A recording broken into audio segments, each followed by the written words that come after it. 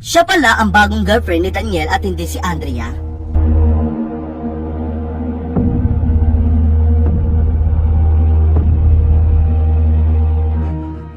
Justice for Andrea. Ito ang sigaw ng maraming netizen matapos lumantad ngayon na hindi pala siya ang bagong girlfriend ng aktor na si Daniel Padilla.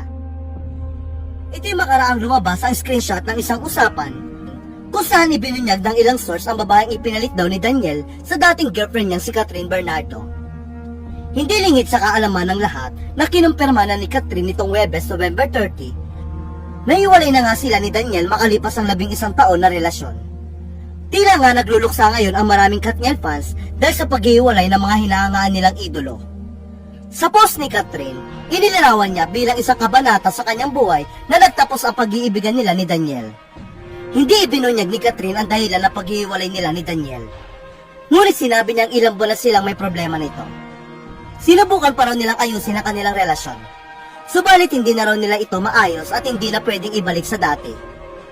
Samantala, kasunod ang kumpirmasyon mula kay Catherine, binatikos naman ang aktres na si Andrea Brillantes na itinuturong third party sa hiwalayan ng Katniel.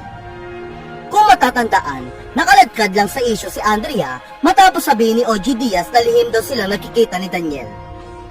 Ngunit lumalabas na hindi si Andrea ang dahilan ng hiwalayan ng Katniel, kundi ang aktres umano na si Jillian Vicencio.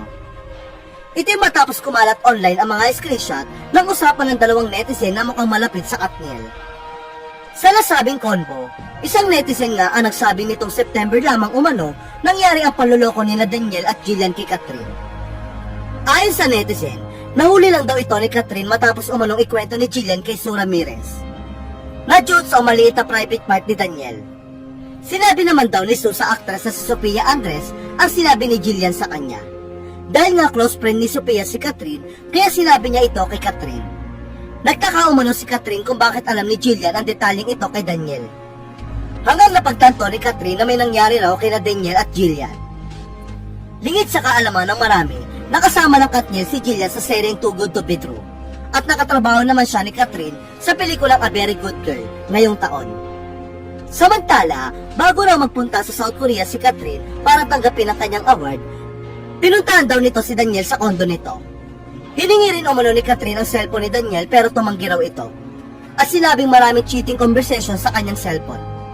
Kaya naman, doon na raw nakipaghiwalay si Catherine kay Daniel. Ayon naman sa source, pagkatapos maghiwalay ng Katniel, pumunta daw si Daniel sa kondo ni Andrea para uminom at tumingin ng comfort sa actress. Hanggang posibleng humantong na rin sa kung saan ang inuman session nila Daniel at Andrea. Samantala, marami naman ang humanga kay Catherine dahil sa kabila ng ilang beses na panloloko ni Daniel, wala siyang sinabing masama laban dito. Bagkus ay pinasalamatan pa niya ito dahil sa 11 taon nilang pinagsamahan.